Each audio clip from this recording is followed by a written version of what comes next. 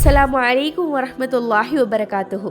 அல்ஹம்துலில்லாஹ், புனித ரமலானுடைய மாதத்தை அடைந்த நாங்கள் அதனுடைய இறுதி கட்டத்தை நெருங்கி கொண்டிருக்கிறோம். ஸோ முதலாவது அல்லாஹு தாலாவுக்கு நாங்கள் நன்றி செலுத்திக் கொள்வோம். என்ன காரணம் அப்படின்னு சொன்னால், போன வருடம் எங்களோட நோன்பு நோற்றவங்க எத்தனையோ பேர் இந்த வருடம் நோன்பு நோட்கிறதுக்கு முடியாதவர்களாகவும் சிலர் மரணித்தவர்களாகவும் வந்திருக்கிறாங்க.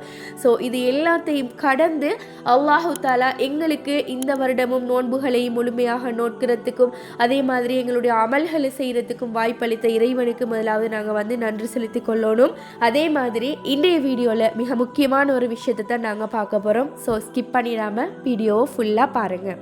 ஓகே, இன்றைக்கி நாங்கள் பார்க்க போகிற விஷயம் என்ன அப்படின்னு சொன்னால் ஜக்காத்துல் ஃபித்ர். இந்த ஜக்காத்துல் ஃபித்ர் அப்படின்னு சொல்கிற டைமுக்கு ஜக்காத்துல் ஃபித்ர்ன்னு சொன்னால் என்ன, அதை எப்படி கொடுக்குற, அதை ஏன் கொடுக்கணும், எப்போ கொடுக்கணும், இப்படியான நிறையவே சந்தேகங்கள் எங்களுக்கு மத்தியில் நிறைய பேர்கிட்ட இருந்து கொண்டு இருக்குது.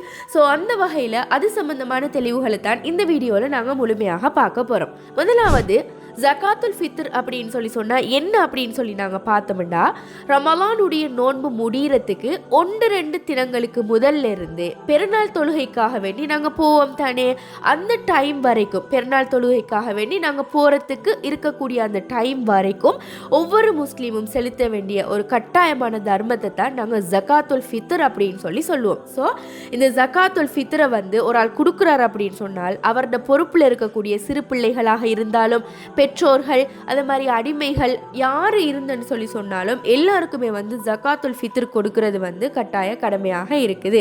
ஸோ இந்த ஜக்காத்துல் ஃபித்ரை பெருநாள் தினத்துக்கு 1 அல்லது 2 தினங்களுக்கு முதல்ல இருந்து பெருநாள் தொழுகைக்காக வேண்டி நாங்கள் போகிற அந்த டைமுக்கு முதல் வரைக்கும் நாங்கள் கொடுக்கறது எங்களுக்கு கடமையாக்கப்பட்டிருக்குது. ஓகே, அதே மாதிரி இந்த ஜக்காத்துல் ஃபித்ர் கொடுக்கறதுல நோக்கம் என்ன அப்படின்னு நாங்கள் பார்த்தால், நாங்கள் நோன்பாளிகளாக இருந்த நேரத்தில் எங்கள்கிட்ட இருந்து வீணான செயல்கள் வந்திருக்கலாம், நாங்கள் வீணான செயல்களில் ஈடுபட்டிருக்கலாம், அதே மாதிரி தீய வார்த்தைகள் நாங்கள் பாவிச்சிருக்கலாம். ஸோ இது எல்லாத்துக்குமே ஒரு குற்ற பரிகாரமாகவும் அதே நேரம் பெருநாள் நாளில் நாங்கள் மட்டுமே சந்தோஷமாக இருக்காம ஏழை எளியவர்களுக்கு உணவு கொடுக்கறதன் மூலமாக அவங்களும் சாப்பிட்டு சந்தோஷமான பெருநாள் நாளாக அந்த நாளை கழிக்கணும் அப்படின்றதுக்காக வேண்டித்தான் இந்த ஜக்காத்துல் ஃபித்ர் அப்படின்றது ஒவ்வொருவர் மீதும் கடமையாக்கப்பட்டிருக்குது.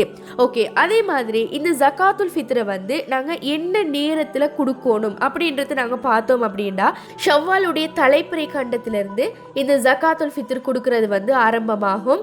ஜக்காத்துல் ஃபித்ரை பெருநாள் தொழுகைக்கு முதல் கொடுக்கறது சுன்னத்தாக இருக்குது. பெருநாள் தொழுகையை விட அதனை பிற்படுத்துறது மக்ரூஹாக இருக்குது. அதாவது பெருநாள் தொழுகையை முடிச்சிட்டு நாங்கள் கொடுக்கறது அது மக்ரூஹான ஒரு விஷயம். அதே மாதிரி பெருநாள் தினத்துக்கு, அதாவது அந்த பெருநாள் தினம் சூரிய அஸ்தமனம் ஆகினத்துக்கு பிறகு அதை பிற்படுத்துறது ஹராமாக்கப்பட்டிருக்குது.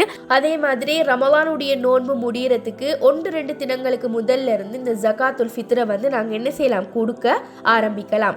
ஓகே, அதே மாதிரி இந்த ஜக்காத்துல் ஃபித்ரை யாருக்கு கொடுக்கணும் அப்படின்னு பார்த்தோம்னு சொன்னால், நாங்கள் வசிக்கக்கூடிய பகுதியில் இருக்கக்கூடியவங்களுக்கு நாங்கள் இந்த ஜக்காத்துல் ஃபித்ரை கொடுக்கணும். அதுவும் ஏழை எளியவர்களுக்கு மட்டும் தான் இந்த ஜக்காத்துல் ஃபித்ரை நாங்கள் கொடுக்கக்கூடியவர்களாக இருக்கணும்.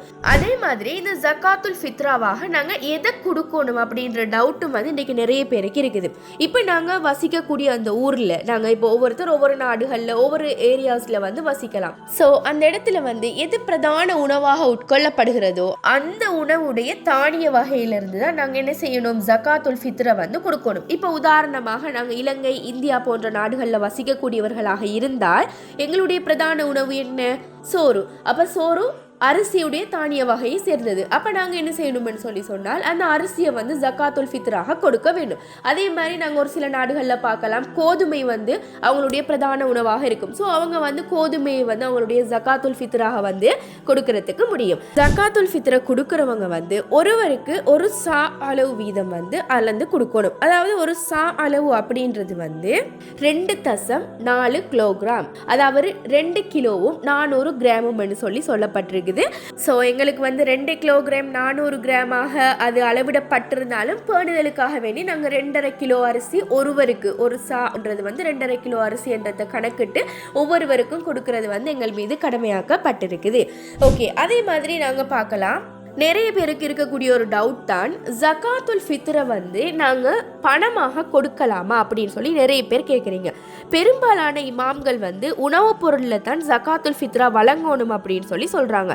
இது ஒரு இபாதத்தாக இருக்கிறதால இபாதத்தை நாங்கள் ஏவப்பட்ட விதத்தில் செய்கிறத வந்து மிச்சமே ஏற்றமான ஒரு விஷயமாக இருக்குது. இப்போ சில நேரங்களில் நாங்கள் ஏழைகளுக்கு ஜகாத்துல் ஃபித்ரை வந்து நாங்கள் கொடுக்குறோம். அது தானிய வகையை ஜகாத்துல் ஃபித்ராக நாங்கள் கொடுக்குறோம். ஸோ கொடுக்குற டைமுக்கு அவங்களுக்கு இது போதாமல் இருக்கும், இவங்களுக்கு ஏதாவது இன்னும் ஹெல்ப் நாங்கள் பண்ணணும் அப்படின்னு சொல்லி எங்களுக்கு தோணிச்சுன்னு சொன்னால் நாங்கள் ஜகாத்துல் ஃபித்ராக கொடுக்குற பொருளோட சேர்த்து நாங்கள் என்ன செய்யலாம், எக்ஸ்ட்ராவாக அவங்களுக்கு பணமாகவோ அப்படி இல்லை வேறு ஏதாவது அவங்களுக்கு உணவு பண்டங்கள் கொடுக்கறதன் மூலமாகவோ உதவி செய்யறதுக்கு முடியும்.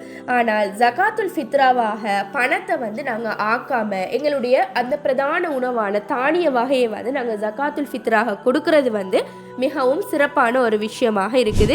எனவேதான் இந்த கடமையான ஜகாத்துல் ஃபித்ரை உரிய முறையில் நிறைவேற்றத்துக்கு வல்ல அல்லாஹு தாலா எனக்கும் உங்களுக்கும் அருள் புரிவானாக. அதே மாதிரி இன்னைக்கு நிறைய பேருக்கு இந்த ஜகாத்துல் ஃபித்ர் சம்பந்தமான நிறையவே சந்தேகங்கள் இருக்குது.